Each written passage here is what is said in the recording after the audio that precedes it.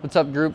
Coach Wade from PSP, Southwestern Ontario. I'm going to take you through how I set up my squat for doing dynamic effort with the bands. So I got a couple bands here. I got a mini band that doesn't cause too much resistance, about like 10 to 15 pounds, depending on where you're at.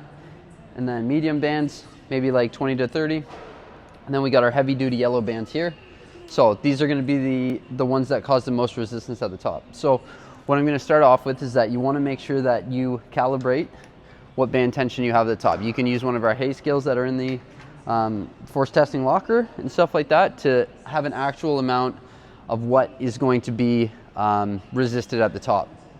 Right when we're at the bottom, like in this position right here, you will get virtually no resistance, but whatever resistance you have on the bar is going to be the bar weight itself. When we talk about resistance at the top, with this being at its top portion, you're going to have the most resistance here. Obviously, you can see that there is resistance on this bar right now, pulling it down. When we go farther down, it's going to lessen up on the resistance, and then as we come up, you're going to gain more. So this is called accommodating resistance. So when we do accommodating resistance, for that matter, we want to make sure that we're only just about using 25% of what the load we have on the bar itself, right? So that we're not going too heavy in that terms. So from there, you're going to make sure that everything is even on these bars. And what you're going to do is you're going to get under the bar. You're going to get set up just like so.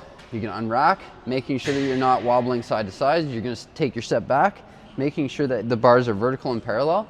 And then you're going to do your squat. So no resistance at the bottom here, but a lot of resistance at the top. So making sure you accommodate for that within your training. That is the accommodating band squat.